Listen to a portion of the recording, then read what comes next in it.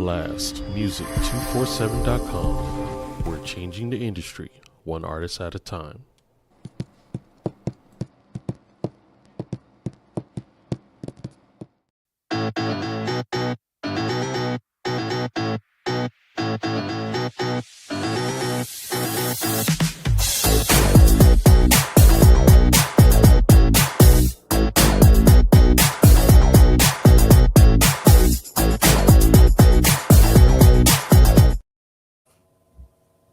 Hello, everyone. Hello, friends. It's my first podcast. I am super excited. Welcome to the Legal Lounge. So I want to jump right in because a lot of people told me they were going to join. There's going to be questions, and I'll introduce myself more in a second. But I see there's already um, one question, so I'll do that question, and then I'm going to introduce myself. So it says, "What is most important if you have modest means, a will or a trust?" Well, hold on. I'm sorry, y'all. Let me turn my little volume down. What's most important if you have modest means, a will or a trust? Okay, in order to have something in place, I say a will. The problem with a will is you're still going to have to probate and your family will still have to go to court, but there will be something. And there's a lot of cases out here, everybody, where boyfriends are getting property and houses over kids, and different things are happening in households. People are losing property, they're losing land, they're losing possessions to people who should never have it.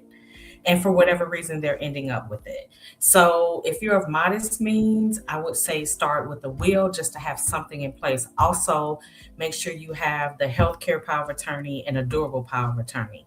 And so, based on that question, I want to say that because I know these things are hard to pay for and to get, I do want to develop a program in my own practice where I help people build up to a trust, and we just work on it, pay over time, and I get you there. It's so important, and I so want everybody to have these documents and have all of their affairs in order that I'm willing to do that. So I'm going to start like a workshop, like a group where I work with a group of people and bring you along and do your healthcare power of attorney, your durable power of attorney. Normally you'd have a trust, and then you have something called a pour over trust that happens in case if your trust fails or if something gets left out of your trust. It's a pour over trust, whatever happens, pour over will, whatever happens to have been left out of the trust. So that's what I would do. But at least if you have a will, you have something, and it's not just willy-nilly out there, and then people start taking stuff and grabbing at the time that you pass, which we know that's what happens. So like I said, that's just a sample of what we will do here on the Legal Lounge podcast. I am here to serve. I want to help. I want to provide information to the community. And so my name is Nashawn Mitchell. I've been an attorney for 26 years this year. I've held various positions, everything from a prosecutor to assistant attorney general. I've had my own practice. I've led the state Medicaid system in Tennessee in litigation, and I do a lot of contract litigating. So this podcast is meant to provide information to all of my viewers. I want to give my disclaimer early on and say this. I have a Tennessee license, I have a Mississippi license to practice law, and my Texas license is pending. A lot of what I'm going to give you guys is tips, pointers, and advice in terms of guidance or direction. As we all know in this country, every state is different. The specific law is different, but the overarching concepts are a lot of times the same. So if you ask me a question, you're in a state I don't have a license, I'm going to tell you what the overarching thing is, what you're looking for. I'm going to give you tips and what to ask an attorney in your area, wherever you live, in order to get the best result that you can get. A lot of times I'll have a referral in various states because I have lived all over the country and I do have a lot of contacts. But I just want y'all to know, it's like the old adage, like you got to give me $1 for me to be your lawyer. The information I give you on this page doesn't create an attorney-client relationship. So whatever you tell me here or whatever you ask, That stuff is not confidential. If you set a consult with me and pay the consult fee, that's when it's private, it's confidential. It's attorney-client privilege, and they can't make me tell them what you said to me.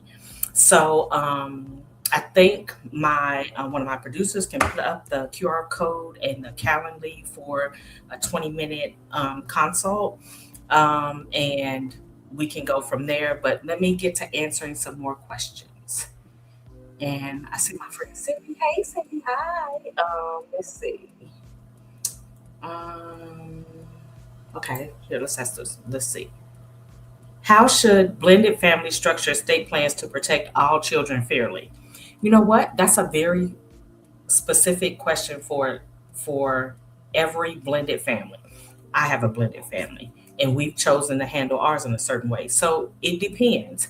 Um, it depends on where the property originates from. Is it your grandmother's china on one particular side of the family, and you want to keep it on that side of the family, or you don't care, and it could be split up amongst the children or something like that? So so fairly is determined by that family. And I just want to say, whatever you want to do in your family is perfectly fine. Another family may not choose to do that. So you determine what fair is. Some blended families split everything evenly between the husband and the wife. In my particular family, like, we just got married. We've been married almost 2 years, but we had long time marriages before this marriage, and our kids were already grown and everything. So we have 20 or 30 years worth of stuff that happened before we ever got married. And you might, so definitely the things you accumulate together in your blended family, that's one discussion. But what about the things you had before you came into the marriage and created the blended family? You'll want to think about that. And it doesn't matter how you decide to do it, but you are the official judge of what is fair in your particular family. I hope that answers the question. If not, just send me another one and I can clarify. But that's fair is all up to you. So let's see. What's the next question? Oh, thank you so much. Yes, invaluable information. That's what. Look, everyone needs their documents together. It's so many cases I come across. So much goes wrong because people don't have a will. They don't have a trust, and even they don't have the healthcare power of attorney. And it starts in the hospital when someone gets sick. So we need to make sure we have those documents. And I'm going to have a workshop put together where we can all walk that journey together. Those who want to join the workshop and do it, we can walk that journey together and create the documents that you need. We can start with the very basic healthcare power of attorney. Who's going to make decisions if you're sick and you can't do it? A durable power of attorney. Who's going to pay your bills and look after your affairs if you can't do it? So that's what a durable power of attorney is for. You can give somebody as much or as little power as you want to give them. You can give it to two or three different people.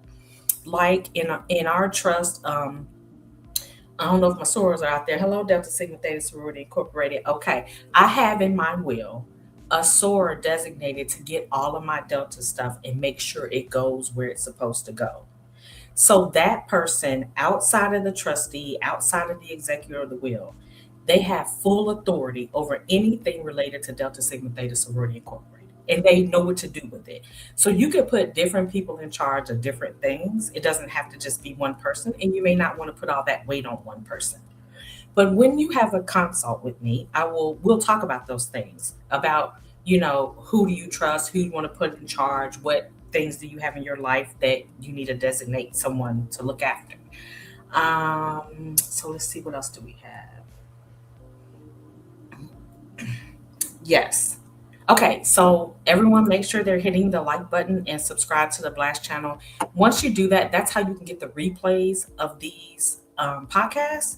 And if you miss one and you miss a topic that you really want to know about, you can go back to, I guess, the YouTube channel, and you can see them there. Speaking of which, I want to tell you what some of the next topics are. So, March 5th will be Wills, Trust, and Estates. I'm going to talk about all of the documents and everything that you need, why you need it, how it kind of works, what it looks like once they're drafted.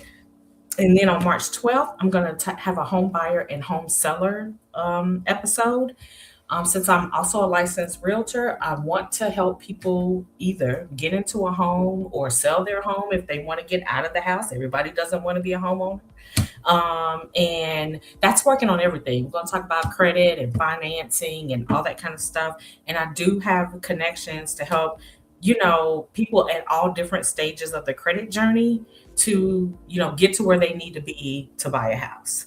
Um, so I was a real estate broker in Mississippi, and I helped a lot of people get their first house. That was kind of my passion, helping people get a house who never thought they could, helping people get their credit straight so they could get a house. And now in Texas, I have my Texas real estate license, and um, happy to help you find a home on that vein too. So that's March 12th. March 19th is child support, divorce, and custody.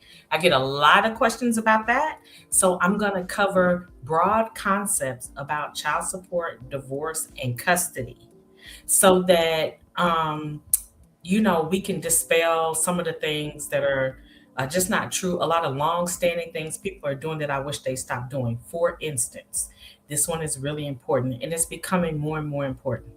You cannot withhold visitation because someone is not paying support. Now, notice I said someone, because there's an uptick now of men having custody and women paying support. And that's because of some of the antics that have been going on over the years, and courts are catching on to it. So you cannot withhold visitation just because someone's not paying support. There's something you can do about the person not paying support. But generally in most states, those two things are not linked. They don't go together. They're separate from one another. So if somebody is not paying support or not visiting, there's a remedy for that. But you can't cut off one because of the other. So we're gonna talk about child support, divorce, and custody. For instance, in Tennessee, you can get something called a unilateral divorce. That means I'm no longer happy. I don't like you anymore. I want a divorce. And you can get one. But like in Mississippi, you can't do that. You can't get a unilateral divorce. You have to you have to have grounds to get divorced. If you don't have grounds, then both people have to decide that this marriage is no longer working, and then they get a divorce on irreconcilable differences. So that's why sometimes you'll see people and they been apart from their spouse for 10, 15, 20 years. They can't get a divorce because one person is holding them hostage. You can do that in Mississippi. If both people don't agree and you don't have grounds for a divorce, you can't get the divorce. Side note to that, I was sitting in court one time waiting on my case, and there was a case being tried for a divorce. The woman was suing for adultery. She had emails and everything. And that judge still denied that divorce.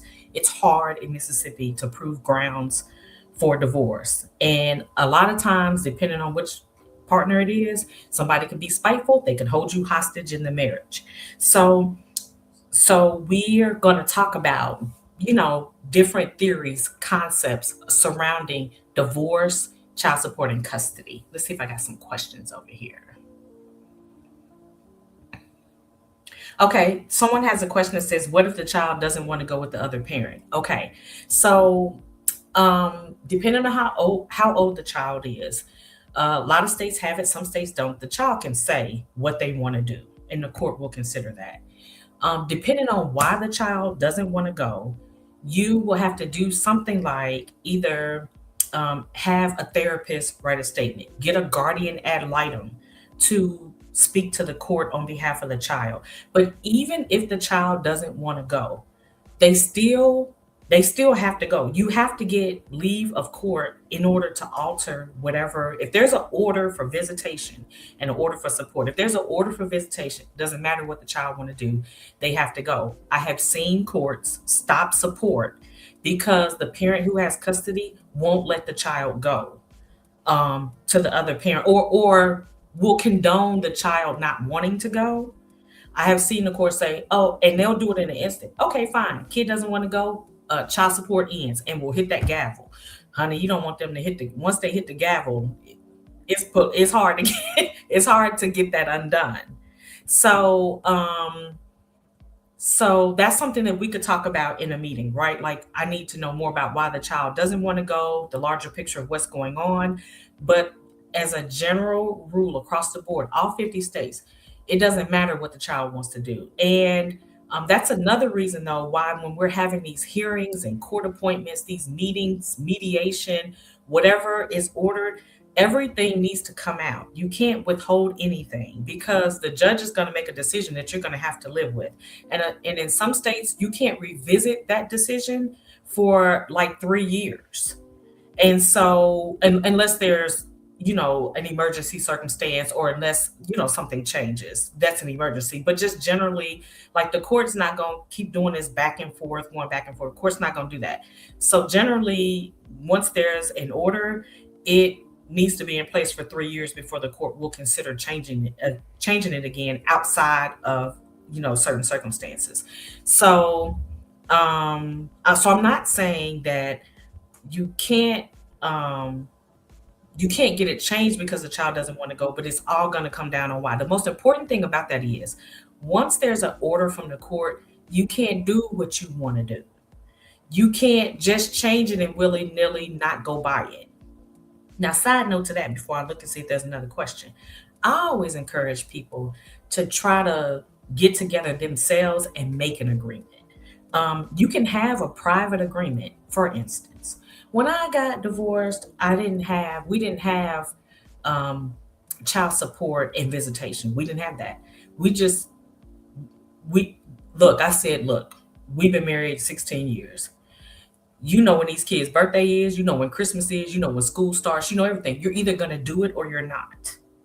And as with visitation, hey, they're your kids. Come get them whenever you want to get them. That whole weekend, that didn't work for me, right? So I'm not saying that everybody wants to do it, but I'm just giving you an example of, it doesn't have to be every other weekend and every third Thursday and the standard stuff that everybody's hearing. You can come up with your own agreement on how you want to do child support, how you want to do visitation, how you want to do it. Um, Whatever two people want to agree to, as long as it's not anything crazy that violates public policy, the court is most likely going to let you do it. You just have to come up with something that's reasonable that works for all parties. So instead of having to do what the court is making you do, I always suggest to people to try to get along long enough to come up with a plan that you two can agree with. Because sometimes people, it's like the mom's a nurse and the dad is a longshoreman. The dad's a doctor, and the mom is in school. Everybody's situation is different, but to the extent you can make your own agreement and live with that and take that to the court, they'll honor it instead of having to go by these rules that almost no one can go by if you let the court decide. Okay, let me see what's over here on these questions. Um, oh, do I handle contracts? Honey, yes, I handle contracts. Do you handle contracts? Yes. Contracts is a really good thing to talk about too. That is going to be a podcast in the future. That is going to be a podcast in the future because I also get a lot of calls about contracts, and it's so much that I want to tell people about contracts that will save them a lot of headaches. The most popular contract people know about is a lease, of course. So when I do the contracts podcast, I am going to cover different types of contracts and give tips on how to read them really quickly. Nobody's going to read a 30-page lease except me when they go rent an apartment. But um, there are key things that you can look for, that you can spot immediately, that either to ask more questions about, or that maybe that's not a good deal for you or something like that. So yes, I do contracts, and also like have a service where like if you are about to enter like an important contract, like if you want me to read a lease, or if you're a small business owner and you want me to read a vendor contract, or you want me to do something like that, like I can assist you with that. So here, let me make sure that I didn't miss a question. Where did y'all just want to go? I don't think I missed. Yeah, I don't think I missed anything. Okay, so let me see what else. What other questions? I thought people have. They usually have so many questions for me. Okay, so in the meantime, between time, let me think. Of what else? So I told you guys what's coming up on future podcasts, um, and a little bit about myself and my qualifications and kind of what I'm doing. Let me try to think of some questions people ask me a lot about. Well, I will tell. Wait, do you assist in setting up LLCs and other business? Yes, actually have. I used to host a little like a LLC workshop in Tennessee to help people set their business up. So yes, I do help you set them up, and also I do what's called a risk management assessment. So if you're already in business, or if I help you set your business up, I do this at the beginning. But if you're already in business, I have a meeting with you. It usually lasts between 1 to 2 hours, depending on what you got going on. And I go through all the contracts you're using or tell you what contracts you should be using. We talk about insurance, business insurance, what you have or what you need further that could protect you and your business from lawsuits. Um, I talk about like your documentation system. How are you documenting your interaction with your clients, or how are you documenting your business, your receipts, different things like that. And we just kind of go through everything you're doing in your business. And I just give you information and tips on um, kind of, legally how to protect yourself better. So, like maybe everything I tell you, you can't implement at the time we have the meeting, but you have goals to work towards in order to know, hey, I'm using this contract now, but it doesn't fully protect me.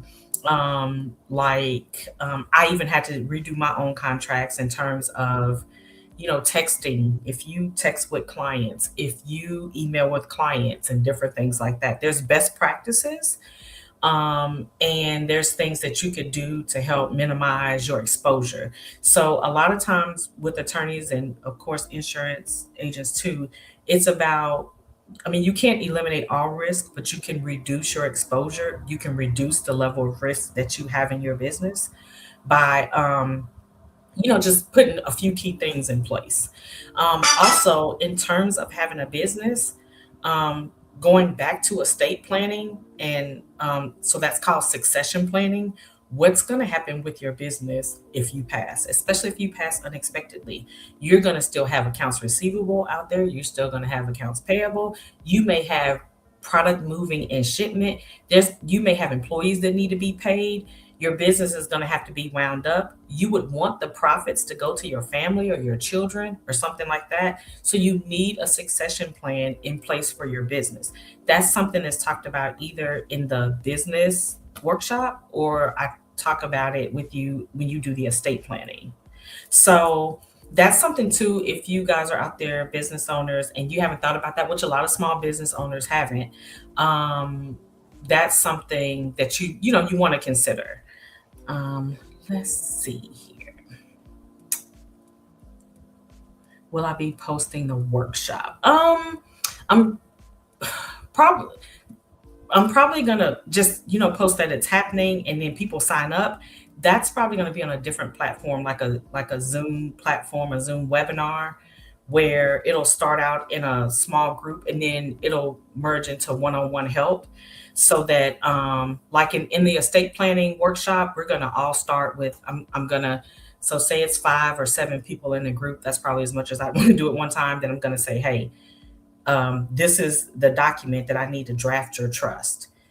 We're going to go through it together, and we're all going to fill it out. I'm going to tell you things to consider. We'll do that. And then, so it'll probably be like 3 to 4 meetings.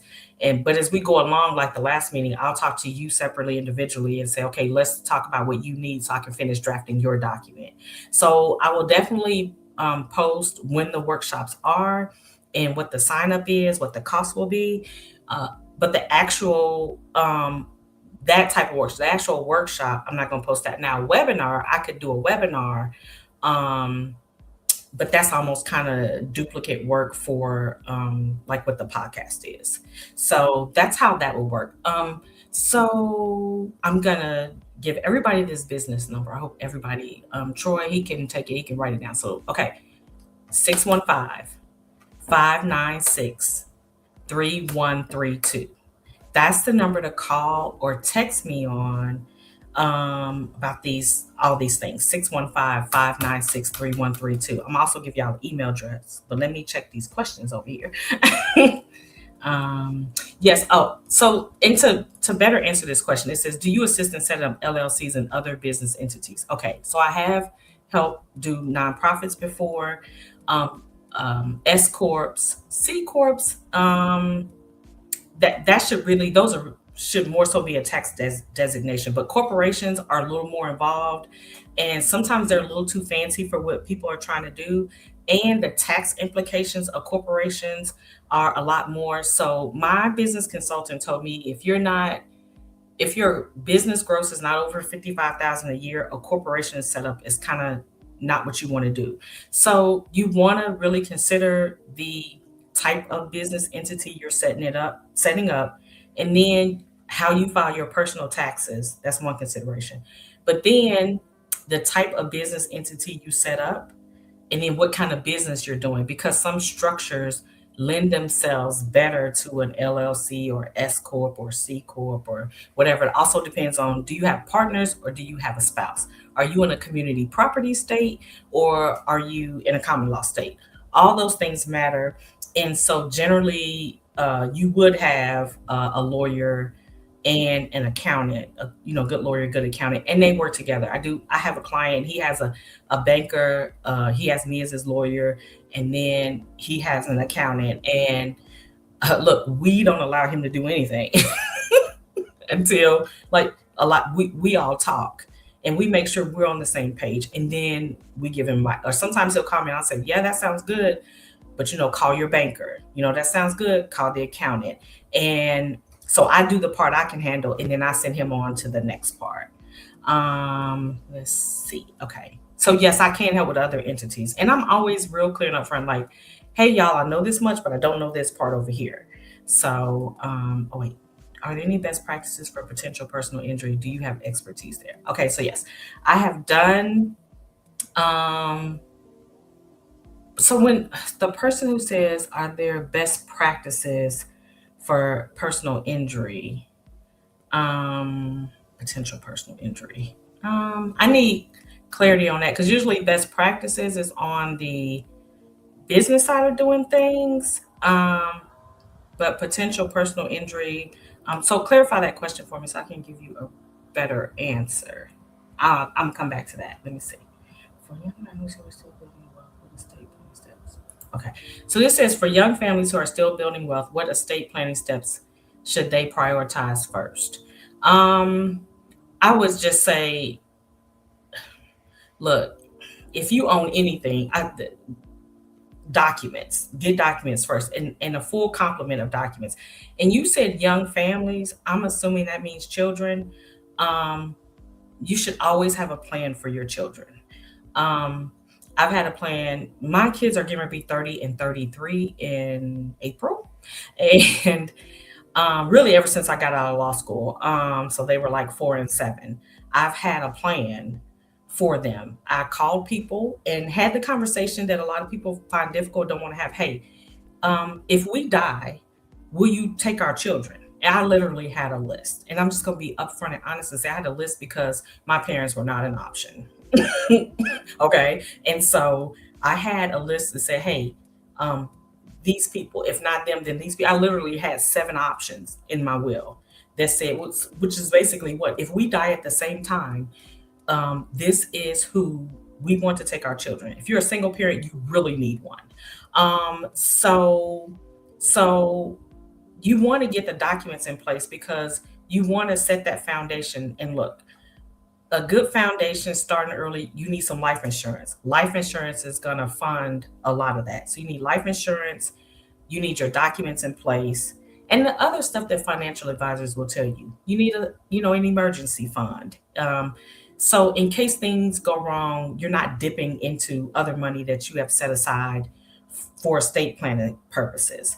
Um, you need, um, yeah, the emergency fund. But the most important thing, because you said building wealth, is, I mean, because no matter what stage you are in building it, if something happens, it could just be swept away. It could just be gone away to an avenue you wouldn't want it to go to. So the other thing, though, about having naming someone for your children and then having that in a will is once you have the life insurance and you make your trust the beneficiary. So then what I had in my will was, okay, this person use the money to pay the house off, and you can either live in the house and raise the kids here and you get a stipend every month, or you could sell the house and take that money, it goes in a trust, and then you get this much money every month for taking care of my kids until they're 18. And then once they got 18, the will provided, hey, you get this much money to go to college, and when you get 25, you get this much, and when you get 30, you get this much. So you want to kind of think about those things, but you start with having a plan for what's going to happen if we're sick, who's going to take care of them if we both are deceased, and all that kind of stuff. Oh, look at that. This is my favorite. Y'all, wait, did it go on here? Hold on. Look at my favorite son. I love you too, honey. Okay, so wait, I had to ask my producer. Hold on, 'cause look, he probably mad. I got messages over here I ain't even looked at. Okay, I forgot to say this part at the beginning.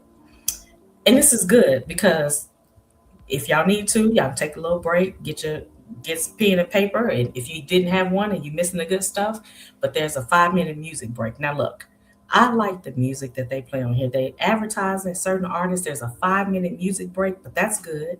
So I think we should take the break now, and I'm gonna come back. I'm gonna check all the questions, and then I'm gonna come back and I'm gonna answer the rest of the questions. So that's good too. Y'all get y'all questions together so that I can get y'all the information y'all need.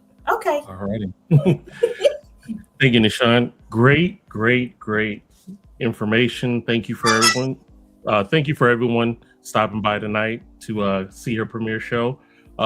Just to let people know, right here, there we go, right here. This is to donate to Miss Nishan, if ever you would like to. And the other corner is if you want to do a consultation, go ahead and do the QR code in the top left. Okay. And again, thank you so much. So tonight, real short, I'm the vice president of blastmusic247.com, where we help independent artists get exposure and to help them monetize their business. I have an amazing artist. He is based in Texas. His name is Yamasani, and the name of this song is called Circle of Life. So let's check it out. Hey. Oh, now that's real. Pops a rolling stone and flatten grass fields. My mandatory raps surpass a vax bill. React like Drax will, relax, I'm past chill. This manifestation of imagination is just a creation of communication with an integration system like the Matrix, filled with entertainment, pastors, education. Court-appointed lawyers for blacks in litigation. Corporate enormous tax cut and evasion. Saw George Floyd on the news and couldn't take it. It's hard to tightrope, walk it all, but I'm a Grayson. One day we not gonna be passive with the slaying. One day we might just put action to the saying. One day we'll stop all the blasting and the spraying and stop carrying weapons that will smith you like Jaden. To be free to you, to them is disobeying. They told you to get into heaven, you needed praying. They left out the heavens, your thoughts, and where you haven. It's not you, it's we, it's deep, it's complicated. One day you have it, one day you have it, go away. One day you have it, one day you have it, go away, go away. Don't take it serious, serious. It's an experience, experience. Don't take it serious, serious. It's an experience, experience.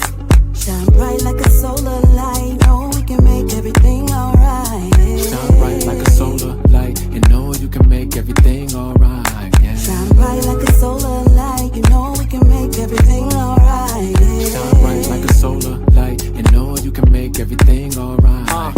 Yeah, you gon' get it today. I'ma send it your way. This a clinic, don't forget every visit you pay. It's cringeworthy to say I've been perfect, cause hey, the kids calling my name. I'm too busy to play. This a scrimmage, shirt skins, the ending is late. Life's a scary movie with hands digging your plate to take the dividends, dollars and pennies you make. I'm transparent with you, even when you really opaque. Marcus Aurelius states, everything you hear is an opinion, not a fact. But is that really the case? Cause we all know planes leave a chemical trace, and we knew he was guilty. You see Zimmerman's face, and we all want to crash in the video chase, and we want that hottie to let us feel on her waist, and we know one day we will see God's grace transcend our body and be up in outer space. Bright like a solar light, know we can make everything alright. Yeah. One day you have it, one day you have it. Shine bright like a solar light, you know we can make everything alright. Yeah. One day you have it, one day you have it. Don't take it serious, serious.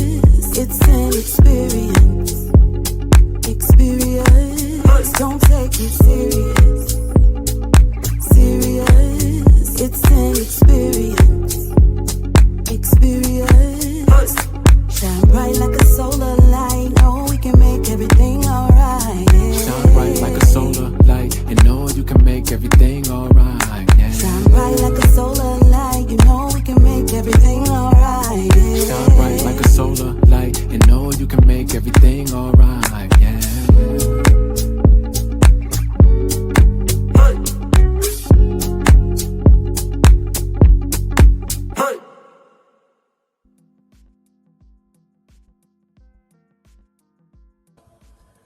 Yes, indeed. And that was my man Yamasani with Dr. Chris Rich, and that was called The Circle of Life. And if you are an independent artist or a spoken word poet or up and coming comedian looking for some exposure, you can go to blastmusic247.com and register for free. Blast is also looking for the fans. So if you're a fan of great music, you too can also register at blastmusic247.com, register as an unlimited fan, and have access to hundreds of independent music. Blast, we're constantly changing the industry one artist at a time. All right, Mr. Sean, back to you. Great. Okay. Yes. I want to cover. Okay. Yes, here it is. How do you handle a situation where an estate account was opened by another family member, but their lawyer is not following up on the status or trying to close out the estate? Can you file a complaint? Probably. And so the deal with if you're okay, so what happens is someone files a petition to open an estate or petition to administer the estate. So someone got appointed to administer the estate. If it's a male, it's an administrator. If it's a female, it's an administratrix. Side note, if there was a will, it's an executor for a man and executrix for a woman. Okay, so you went to court because there was no will. That's testate. A will is testate. No will is intestate. So you went to court because there was no will. Someone in the family filed and they said they wanted to be over the estate. Sounds like they got appointed because they have a lawyer and they're not allegedly doing what they're supposed to do. Okay, so what happens was there should have been an heirship determination.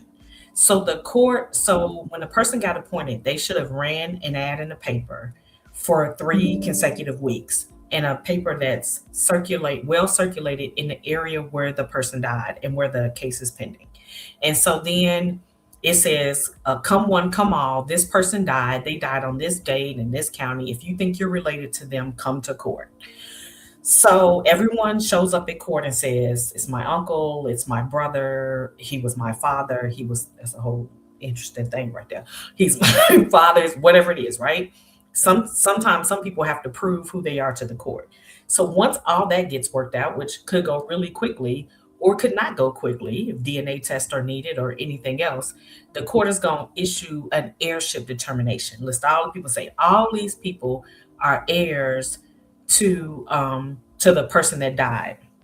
Interesting side note. That's where if you ever heard the term heir apparent, that's where that term came from, because technically no one is no heirs are known until someone dies. So someone can say, well, they're an heir to this, they're an heir to that.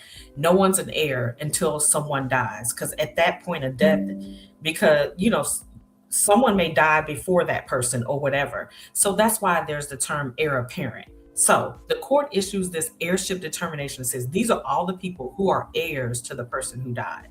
If you're in that list, you have good standing to go to court and say, hey, I'm an heir, and this person is mismanaging things or is not handling things right.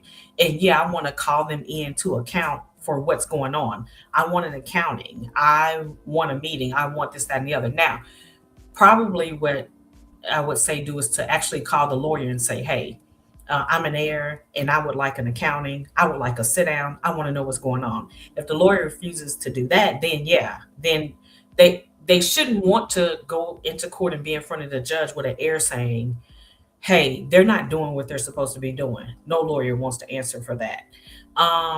But yes, there are things you can file and things you can do depending on what jurisdiction you're in. Um, in different places, they call it different things. The process is a little bit different, but you can, bring that to the court's attention and get some help from the court. So. Oh, okay. So here's the clarification I asked for. How would you know if you have a case for personal injury? Do you do consultations for it with respects to car accidents? Okay, yes, I do consultations for those. So I want to say that you could that's a good question, actually. How do you know if you have an injury? Because really, sometimes you don't know you have an injury. I had a family member several years ago that was in a car accident, and um, she was like, "Oh, it wasn't bad, but she kind of hit from the side." And I had enough experience, and I'm like, she was like, "No, I feel good. It's good." I was like, "I don't know. You should go get checked." So yeah, it turned out she had whiplash really bad, and she had some internal injuries. So sometimes you can actually be injured and not know it. Whiplash does not always show up, and a lot of times with soft tissue injuries, it could take 6 weeks for those to show up. If you're in an accident, I always tell people to go to the hospital and get checked out, because what's going to happen if you don't go? So, say you have what some people will call a low impact crash, um, no airbags deployed. It could even be a bump or a tap. But say something happens and you are injured, but it's not apparent yet. And you go the 5 or 6 weeks on average that they say, really 6 weeks, that it takes for a soft tissue injury to show up. In that time period, a really good lawyer on the defense side could come along and say, hey, you got a baby that you carry around every day. You work, you have stairs in your house. You could have been injured anywhere. And who's to say that my client injured you in the car wreck? So in the first early stages, you may not be able to tell, but I always say go get checked out. A lot of times, if you go in and say I had a car accident, depending on where the car was hit and different things like that, they'll do a scan, they'll do an MRI, especially if you have pre-existing conditions.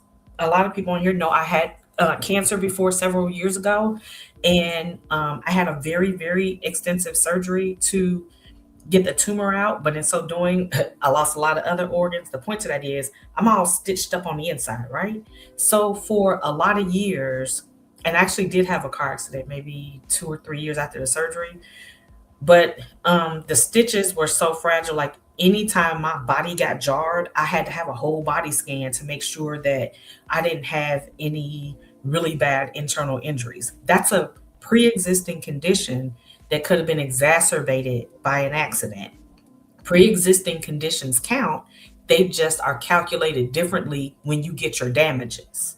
So, of course, so that's what I'm saying. So the answer to the question is always go and get checked out, because you may find something that you're not feeling, you don't know about, it hasn't materialized yet.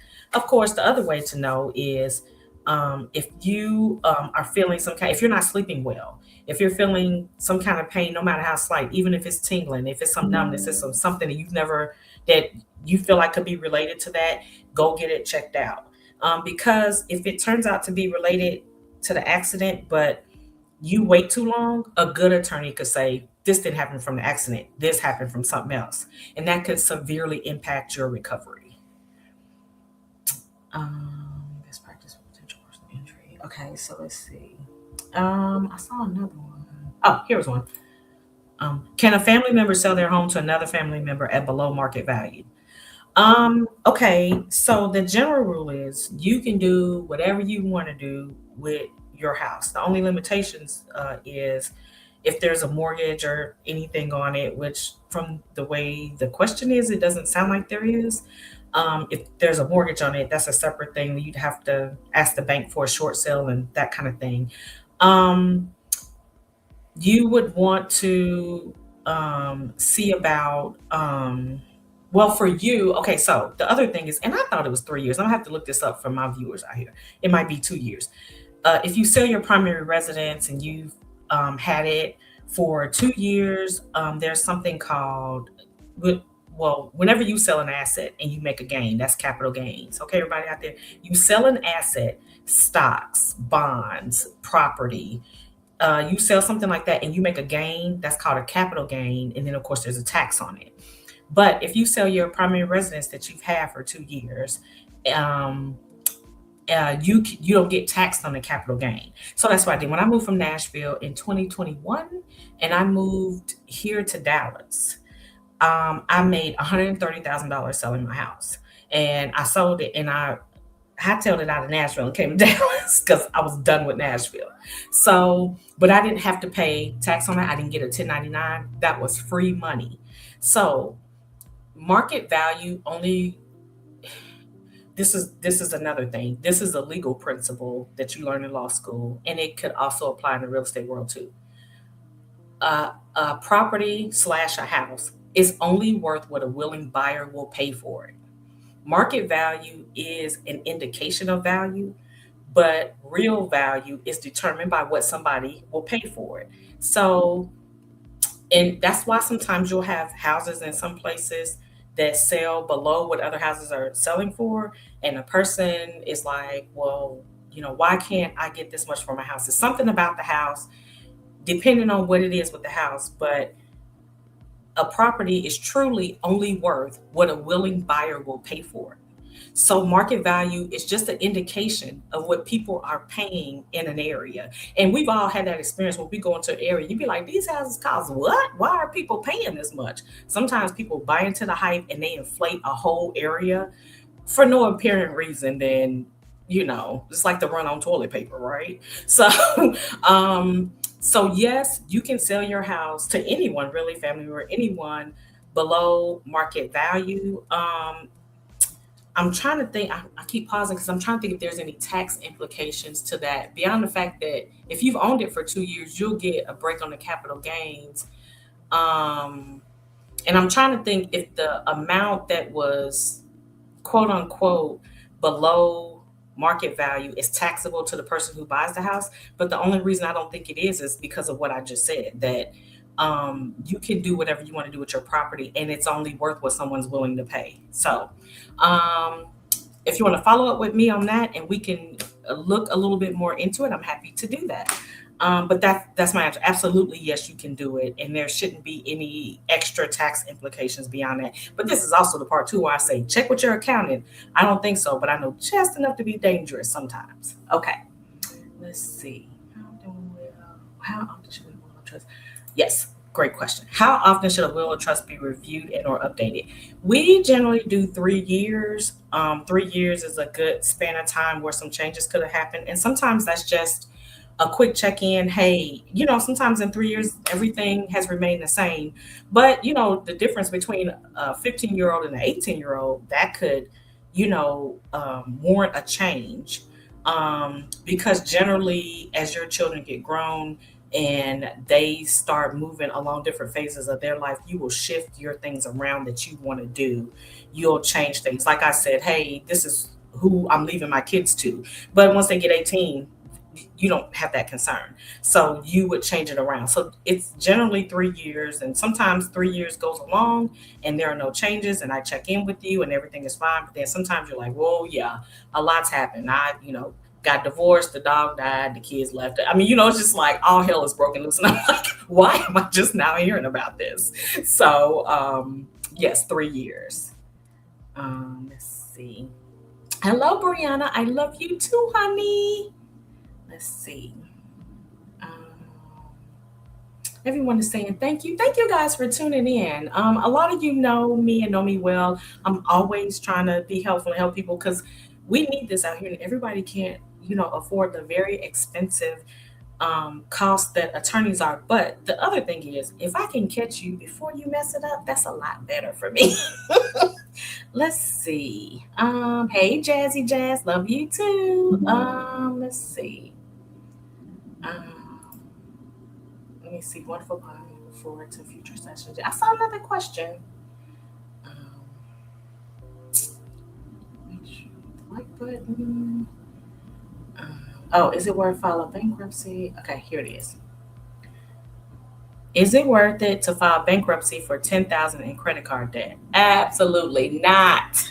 Don't do it. Don't do it. Don't do it. Okay. So what you can do about the $10,000 in credit card debt is negotiate that down. People tell me I'm a great negotiator. I guess. I mean, I'm just, a lot of y'all know I'm no nonsense. I'm just going to get on the phone and be like, look, this is all we got. And this is what I can pay you. Now, look, they're going to close that credit card and it might affect your score, but a bankruptcy will affect your score more. Not for 10,000. If that's all you got, no, let's talk about that and let's figure out a way to negotiate that down. And like I said, they may close the card or something like that, but that's a much better solution than a bankruptcy, which real quick, chapter 7, chapter 13. A chapter 7 is a full liquidation. You give everything back that you have. You don't owe anything. It kind of wipes everything clean. A chapter 13, you are entering a repayment program to pay everybody. Now, look, there's something that you can do. And some people don't know about, you should talk to a bankruptcy attorney about. It's called reaffirm. You can reaffirm on a debt. So you file bankruptcy. You say, I'm filing bankruptcy, but I still want to pay for my house. I don't want to file bankruptcy on my house. I'm filing for bankruptcy, but I want to keep my car. I'm reaffirming on that debt. Now, why would you do that? You would do that for strategic reasons. Like, sometimes people are involved in a lawsuit and they're a defendant and they want to get that lawsuit off of them and they file a bankruptcy. They really only filing it to get the lawsuit off of them. They don't want to mess up the reporting to the credit bureau on their house or whatever. Will the credit bureau show that you filed a bankruptcy? Yes, but it's also going to show you reaffirmed on your house and your car, which is like the major debt. And that's looked upon differently sometimes with various creditors. But so truly at the point you have a house and a car already, and you, for whatever other reason, you have to file a bankruptcy, then you may just, that's a whole part of the plan, the strategy you have when you talk to the bankruptcy attorney of, you probably just got to sit still until the reason you filed the bankruptcy is resolved. So let me see, what's alternative? What's an alternative when newspapers don't exist in terms of, I think she must be referring to when you have to publish when someone dies. There is a circulating newspaper somewhere. If there isn't, then that's something I want to talk to you about, because then that is, we have to see what the court in that jurisdiction has said. Usually there's an assigned probate court. And if there are no newspapers in the area, because I do know newspapers are closing and shutting down. If there's no newspapers in the area, then they have established a process in that jurisdiction to say, hey, then you have to post notice at the courthouse. Like when they do foreclosures and they sell them on the courthouse steps and stuff, they may say you have to post notice at the courthouse. I don't really think there's going to be anything that's acceptable in terms of being online that I would know about right now.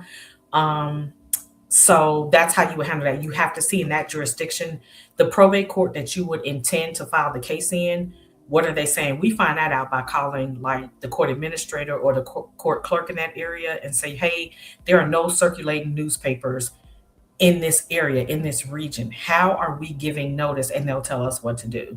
So sometimes that might be, then you file it in a national paper like the Wall Street Journal, USA Today, something like that. But we would seek guidance from the court. If you have a trust, who should hold the official document? So great question. If you have a trust, who should hold the official document and who should hold copies? So what we have here is, and when I do a trust for my clients, I buy them a fireproof file box, and I deliver their documents to them in that. Now, some other attorneys, if you have them, they do your trust will, they give you this really beautiful binder, and it's really nice and everything. But if your house catches fire, it's gonna burn up. So I give you a fireproof box, and I deliver it to you in that. And it's okay for you to keep the original. If you keep the original at your house, put it in a fireproof box, or put it in a safety deposit at the bank, and then a box, at the bank, and then gives, someone will know what the key is. Or the attorney can keep your original. I definitely would say the attorney definitely needs a copy. And someone needs the attorney's card. Someone needs to know to call me, right? Um, and let me know what's happened. Um, and actually, yes, so I've been on this journey to this estate planning, getting people's documents together and stuff for maybe 2 years now. And I had my first client to die, and I was so sad. I was so sad. I was so sad. It's just really hard. So, but the family contacted me, and yes, we went into a state administration. Yes, this is what you do next. This is what you do next. This is what you do next. So someone needs my card. It should be with the box, and someone needs to know to call me. But you can keep the original. Keep it in a safe place where it can't be destroyed. The fireproof box is also a waterproof box. So just in case something happens, like maybe you're not home, we travel, something could happen when we're not home. Although we turn the gas off, we turn by everything off when we leave because we want our house to be here when we get back. But something could happen when you travel, or something could happen. You're away from the house catches fire, the house floods. Anything that's important, you want to keep it in there. Like, I mean, the box is big enough. Of course, we have our like passports and birth certificates, and things in this box that you're gonna need in an emergency, or something that you wouldn't want destroyed in a fire. So keep it there. Definitely give your lawyer a copy. I have given a copy to the people that I named in the document to do something. Now, those people, you don't necessarily have to give them the whole document, because my trust is like 60 pages. So I gave, like, the Delta, I gave her, well, she has the whole thing because she's a lawyer too, and I trust her. But like, just say if you wanted to give somebody just the pages that reference them, you could do that so they know what they're supposed to be doing. But definitely let the people know in the document. Don't name people to do stuff and they have no idea they've been named to do something. Um, give them a copy so that they know what to do. Those are the people that should have copies. People named in it who have to do something. Um, the attorney that drafted it, and you can keep the original or give the original to the attorney. So let's see.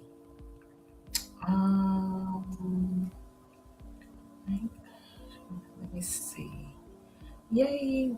Oh, here, let's see. When you say life insurance, can you specify the best type of life insurance policy? That's another thing. Life insurance, um, there's not necessarily a best type of policy. That's very fact driven, very fact dependent. How old are you?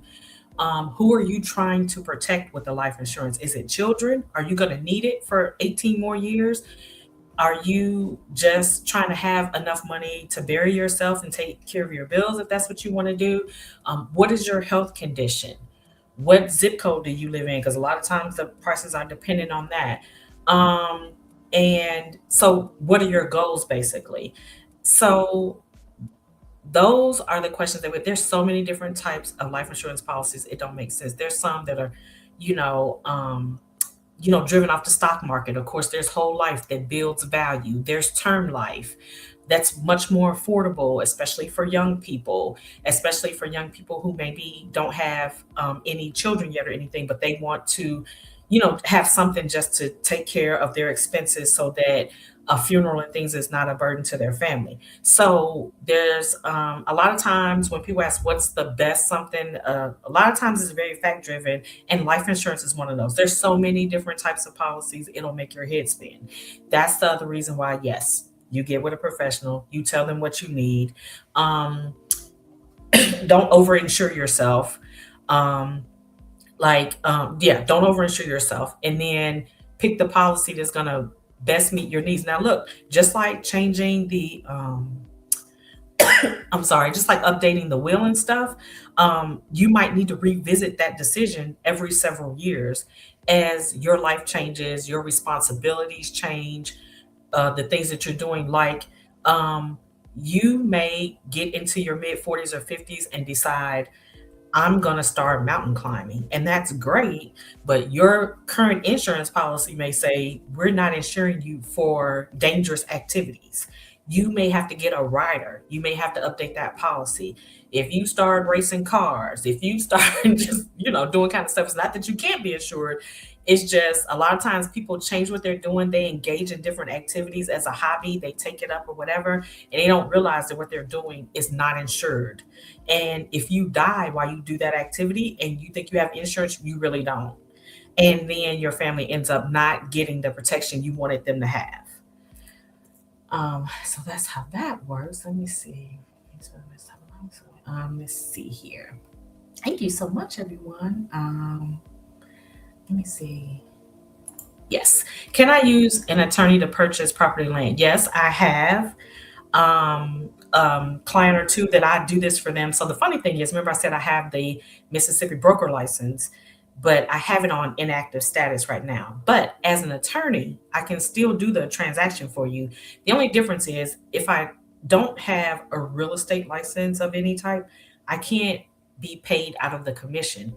You'd have to be able to pay me yourself for the transaction. So whatever that transaction is, we would come to an agreement on what I would charge you to do it, and then I would complete the transaction as an attorney. But yes, I can. You can use an attorney to purchase property, which might be more efficient. Because I'll tell you, here in Texas, like I said, I just got my license here, and they are huge. They emphasize it more than any other state I've lived in. That real estate agents, they can't give legal advice. They're not attorneys. They can't almost any question you ask them, they're going to say, ask an attorney. So the benefit, if you have a real estate agent that's already an attorney, you don't have to go get one. So a lot of times that is a good idea. It can save you time and expense of having two different professionals. So I have both licenses to be like a one-stop shop for my clients. Yes, this insurance that you can borrow against, that's an asset, that's whole life. Yes. Yes, son. I'll get you that. Let's see. What does this one say? Okay. Yes. Let's see. Term life ends eventually at a certain age with certain companies. Yes. Basically that's just how term life works. You get it at a certain age. It's going to be much cheaper. So if you get a 25-year term life policy when you are 25 years old, that'll take you to 50. You're probably going to pay $2 a month. That's a little low, but it's going to be really cheap. Right now I'm 52. If I get a term life policy now, 20 years at 52, and I'll be 72, honey, I might as well put that money in the bank in the stock market with a indexed fund that works off the S&P and save it over there. Because it's going to be, if I get a term life right now, I'm 52, 20 years, take me to 72, like $25,000, that's probably going to cost me $100 a month or something, crazy like that. So it's always better to get insurance when you're younger. Definitely better to get whole life when you're younger. It'll be cheaper. And yes, it does have the effect of being something you can borrow against. You guys can look it up. There's a theory out there. You can basically become your own banker. That's a book, Become Your Own Banker. And you can borrow off your life insurance and just make that money circular. You do things with it, like buy a car, pay your debt down, do different things like that. But a lot of people use whole life policies for that. I'm gonna tell you something else that is generational wealth building that we don't do in a lot of our communities. What do I want to say? Cultures do is one whole generation will insure themselves for the generation below. And there may be one trust. Let's just say the Kennedys, right? That's one. How does this money keep going? Even now that a lot of people, especially younger than me, don't even know who the Kennedys are. because a lot of times their wealth was built into a lot of that. They don't even know who the Kennedys are. But what did they do? They had so an initial trust got set up, right? But how does it continue to be funded? Life insurance. Life insurance. It goes into the trust and it's taking care of the generation below. And it's doing things like it's sending them all to college, it's paying the down payment on their homes, if not buying the house entirely. It is, helping them maintain a standard of living. It's doing all of that. So, a whole life policy, the younger you are, it's definitely something to look into as one way to build wealth and to help you have your own kind of in your household banking system, circular banking system. So let's see. Because I know it's 7:06, and if we were gonna run a little bit longer if we needed to. I wanted to make sure I answered all the questions today. But let me see, honey, my producer, he gonna get me because I ain't looking at none of these messages he sent me. Hold on one second.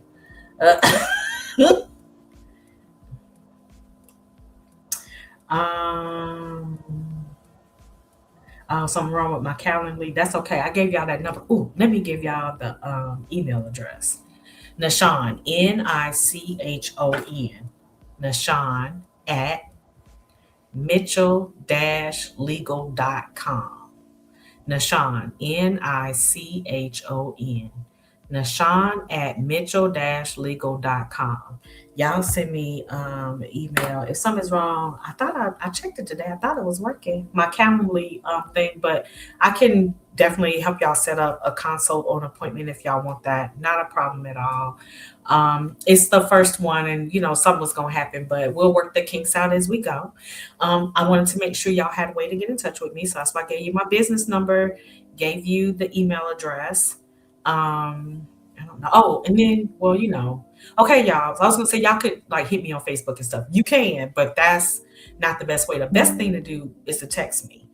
I'm gonna be very transparent and say if you call me and I don't answer, don't leave a voicemail because I'm not gonna listen to it. I'm swamped. I'm just being honest. If you call me and I don't answer, immediately send a text. And that's going to be the fastest way that I'll get back to you. If you leave me a voicemail, I'm never going to know it. It fills up too fast, and it's like one more step. It's just easier for me to just read it if you send me a message and then hit reply and reply back. If I got to listen to your voicemail and then I got to call you, like the easier you can make it for me to get in touch with you, I'm going to get in touch with you. It's a lot of people on here that know that. And so, yeah, they know that about me. Let's see. Oh, wait a minute. Oh, wait, producer, do we have more time? Let me see if there's more questions.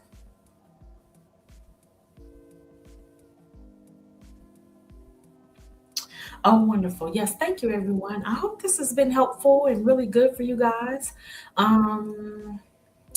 And yes, don't forget, like and comment. Tell me, also, you guys, tell me what topics you want me to talk about. Tell me what you need in terms of, like I said, I'm going to do this workshop. I've been thinking about it because when I help people do their estate plan, the biggest barrier is they won't finish that long sheet that I need in order to do the estate plan. So I'm like, we're just all going to do it together and we're going to get it done because unfortunately, we know not the hour. And lots of things happen, and I've just been in the position where I'm usually generally helping people when the worst thing has happened to them, whether that's legal or whether that's in terms of life insurance, or like I said, or doing the estate plan or something like that. So what I want to do is try to lessen that and try to have people be more prepared so that families are better taken care of. And so, things go as smooth as they can be in the worst situation in life. And I'll tell you guys, the other thing that got me really cranked up on this and my passion for this is my dad died Christmas Eve, 2022. And before he died, and I want to say it was the same year, earlier that year, could have been the year before that, I kept saying, Daddy, you need to trust. Daddy, you need to trust. I'm going to do it. I'm going to get to it. I'm going to get to it. The short story is he went to, so 2022 is kind of quote unquote the back end of COVID, right? He went to a party in Vegas, of all places, Germ City, right? And it was at the time when COVID, the flu, and RSV were running together. I was like, Daddy, please don't go, don't go, don't go. Well, he was gonna do what he was gonna do, right? So he went, and so a woman went to this party, and the way she tells it, she was on the back end of pneumonia, walk-in pneumonia. She's on the back end of pneumonia. Well, my dad had diabetes his entire life. He was type 1 diabetic, and which of course made him compromised. So two people at the party got sick. My dad was one of them, and he died because he ended up getting pneumonia, and it just took over his system. And so um, at the point he dies, and we're standing in the house, and you can look around and tell somebody wasn't planning to die, right? I mean, and so he had nothing. So I said he died December 2022. Watch this, y'all. We are still in probate in California. Okay. And I'm a whole lawyer over here, and we're still in probate in California. That's how hard and difficult and long probate can be. And that's why you need a trust. Because with a trust, you don't even go to probate. You do go to probate with a will. Why would somebody have a will? For the reason a person asked the question earlier, they're much more cost effective. They're much easier to do. Um, so, but it's better than nothing. It's better than nothing. Even if he would have had a will, that would have helped because I had to do everything. So we had to go to court and do all the stuff, and we had to do it all the way in California. I'm in Texas. My little sister is in Nashville. My older brother is in Illinois, and my little brother is in Iowa. We are all over the place, and we have to litigate out in California because he had nothing. And after I said, Daddy, you need to get this. Let's do this. And the kids don't listen. The parents don't listen. People that know me say, I always say, don't nobody listen to me. Okay, so let's see. I don't think I see any more questions. Okay, well, if that's good for everybody, y'all hit me up on the various ways y'all can hit me up, and we'll just go ahead and end since it's 7:13. Producer, you want to come back on? You got anything to say? I don't know. It's the first show, y'all. We figured it out.